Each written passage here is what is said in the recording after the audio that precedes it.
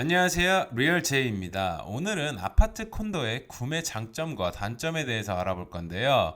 영상 마지막 부분에 저의 개인적인 아파트 콘도의 투자 소견이 있으니 끝까지 시청 부탁드립니다. 미국에는 콘도 종류가 여러 가지가 있습니다. 그 중에서 우리가 가장 쉽게 생각할 수 있는 아파트 콘도가 있습니다. 또 멀티 유닛, 저희 동네에는 가장 많은 듀플렉스를 갖고 계신 분들은 아시겠지만 집보험 보시면 콘도라고 합니다. 듀플렉스도 콘도이죠. 또한 타운하우스도 콘도라고 하죠. 또 아파트는 아파트인데 콘도라고 안 부르고 코압이라고 부르죠. 코압은 코아퍼레이티브의 약자입니다. 여기서 많은 분들께서 헷갈려 하시는 게 아파트 콘도와 코압의 차이입니다. 보통 코압하면 집값이 싸다, 집값이 잘 안 오른다 또는 입주가 굉장히 까닥스럽다 이 정도로 알고 계시는데요. 하지만 정확한 코압과 아파트 콘도의 차이는 좋아요와 구독을 누르신 후에 제가 알려드리도록 하겠습니다. 누르셨나요? 감사합니다. 콘도와 코압의 차이는 콘도는 부동산, 영어로는 real property입니다. 코압은 동산, 영어로는 personal property입니다. 여기서 동산인 코압을 산다는 의미는 그 빌딩의 쉐어홀더, 즉 코압 빌딩의 주주가 되면서 동시에 테넌트, 즉 입주자가 된다는 뜻입니다. 그 코압을 팔지 않는 이상 영어로는 proprietary lease, 영원한 전세권을 가지신다고 생각을 하시면 쉽게 이해가 되실 거예요. 콘도는 그 유닛 자체를 소유하는 게 맞습니다. 유닛 디드도 받고 보통 아파트 구매하는 개념이죠. 코압과 콘도의 차이는 여기까지 하고요. 오늘 주제인 아파트 콘도 구매의 장점과 단점에 대해서 지금 바로 알아보죠. Real J. 아파트 콘도의 첫 번째 장점은 less maintenance입니다. 모든 걸 관리해 주니까요. 개인적으로 제가 가장 부러워하는 아파트 콘도의 장점이기도 합니다. 여름에는 잔디 깎을 걱정 없고 겨울엔 눈 치워야 될 걱정도 없고 건물 밖을 고쳐야 될 걱정도 없고 쓰레기 매주 나가는 날 신경을 안 써도 되고요. 두 번째 장점은 안전하다는 거죠. 아무래도 개인 집보다는 보안이 철저하고 앞에 도어맨이 있는 곳도 요즘 많고 해서 싱글하우스보단 더 안전합니다. 세 번째 장점은 어메니티즈입니다. 한국말로는 편의시설이네요. 어메니티즈 중에는 수영장, 극장, 요가방, 놀이방, 짐도 있겠고 너무 부럽습니다. 모두 다 아시겠지만 아파트 콘도에서 사는 건 편리함으로 생활의 질을 높여주고 있습니다. 그럼 단점은 뭐가 있을까요? 칸즈라고 하죠. 모기지융자 받을 때 싱글하우스보단 모기지융자가 당연히 많이 안 나오겠죠. 아무래도 HOA 피가 있으니까요. 여기서 HOA는 Home Owners Association 피를 뜻하는 거고요.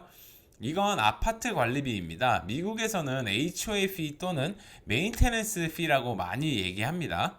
메인테넌스 피가 모기지융자를 받을 때 지출로 잡히기 때문에 모기지융자 금액을 싱글하우스 구매하실 때보다는 많이 못 받습니다. 또한 너무 아파트 관리비가 차이가 심해서 정확하게는 특정을 할 수는 없지만 보통 저희가 살고 있는 동네에선 아파트 관리비는 달에 300불에서 400불 정도면 적게 나가는 편입니다. 많이 나가는 곳은 달에 아파트 관리비가 1000불이 넘으니까요. 이것 또한 큰 지출이기 때문에 콘도의 단점이라고 생각이 됩니다. 예를 들어서 한 달에 500불 메인테너스 피가 나간다고 가정을 해보면 모기지융자 10만 불 월 페이먼트보다 많이 내는 것입니다. 10만 불에 대한 30년 이자 3.92% 달에 473불이네요. 10만 불에 대한 융자는 30년 이후에 끝나겠지만 아파트 콘도의 메인테너스 피는 그 유닛을 팔지 않는 한 계속 나가는 것입니다. 물론 메인테넌스 비 안에 어떤 곳은 모든 유틸리티가 다 포함되어 있는 곳도 있긴 한데요. 그런 딜을 찾기는 쉽지는 않습니다. 그래서 제 생각에는 본인이 아파트 콘도를 구매하셔서 직접 사시는 건 좋은 판단이라고 생각이 됩니다. 관리비가 나가는 대신 본인이 편리하니까요. 다만 아파트 콘도를 처음부터 투자 목적으로 구매를 하시는 건 제 개인적인 생각에는 그렇게 좋은 투자 방법이 아니라고 생각이 됩니다. 보통 20% 다운을 하고 컨벤셔널 론을 받아서 아파트 콘도를 구매하면 캐시플로우는 마이너스입니다. 본인이 아파트 콘도를 투자해서 달에 마이너스 100불이던 마이너스 200불이던 조금 손해보는 것이 괜찮다라고 생각하시는 분들도 있을 거예요. 뭐 그게 괜찮으시면 그렇게 진행을 하시면 됩니다. 하지만 저는 모든 부동산 투자에서 항상 중요시 보는 것 중에 하나가 캐시플로우이기 때문에 굳이 내가 큰 돈을 들여서 달에 캐시플로우 마이너스 지는 건 그렇게 좋은 투자 방법이 아니다라고 생각이 됩니다. 왜냐하면 대체적으로 모든 사람들의 버는 돈은 한정되어 있습니다. 하지만 부동산 투자할 때 지출이 계속 커지면 커질수록 부동산을 늘리기가 점점 힘들겠죠. 아무리 본인이 다운페이가 있다고 해도 본인의 지출이 커져버리면 은행에서 모기지 융자가 안 나올 수 있는 가능성이 커집니다.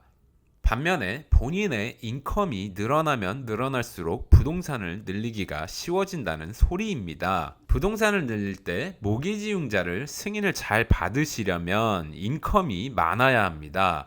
물론 다운페이도 있어야겠지만 은행에서 가장 중요하게 보는 것 중에 하나가 인컴이기 때문입니다. 은행에서 보는 건 이 사람이 과연 은행 돈을 빌렸을 때 모기지를 갚을 수 있느냐 없느냐를 가장 중요시 보니까요. 그래서 저 또한 부동산 투자에 있어서 캐시플로우를 중시 보는 거고요. 그럼 예로 저희 동네에 진짜 아파트 콘도를 찾아보겠습니다. 이 집이 좋아 보이네요. 42만 불이 리스팅 프라이스입니다. 이 집을 10,000불 깎아서 41만에 구매를 했다고 가정해보면 다운페이 20%는 82,000불이 되겠네요. 집보험은 진로우에 있는 걸로 사용하겠습니다. 달에 147불.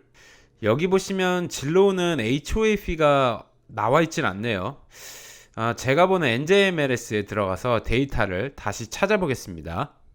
여기엔 나와 있네요. 달에 HOA fee 358불, 집택스는 달에 616불, 모기지 총 융자 금액 32만 8천 불에 30년 이자 3.6% 월 페이먼트는 1,491불입니다. 다 더해보면 한 달 총 지출 금액 총 2,612불입니다. 과연 이 집을 투자 목적으로 구매를 했다면 렌트는 얼마에 줄 수 있을까요? 리스팅 프라이스가 2,500불입니다. 그럼 보통은 리스팅 프라이스에서 50불에서 100불은 깎는데요. 집 히스토리를 보니까 100불은 깎을 수 있겠네요. 렌트가 2,400불에 나갔다고 가정을 해보면 한 달의 캐시플로우는 마이너스 200불입니다. 오늘의 영상의 요약은 본인이 이 경우같이 아파트 콘도를 예로 렌트를 할 경우에 달에 렌트비가 2,400불을 내야 하고 구매를 해도 달에 지출이 2,600불 정도가 나가면 렌트보다 아파트 콘도를 구매해서 200불 정도 더 내는 건 괜찮은 딜 같습니다. 다만 처음부터 투자 목적으로 아파트 콘도를 구매하시는 건 제 개인적인 생각에 그렇게 좋은 투자 방법이 아니다라고 생각이 됩니다. 보통 같은 지역에서 싱글하우스가 집값도 콘도에 비해 많이 오르는 뿐만 아니라 HOA fee도 없으니까요. 오늘 영상을 봐주셔서 감사합니다. 영상이 도움이 되셨다면 구독과 좋아요 부탁드립니다. 감사합니다.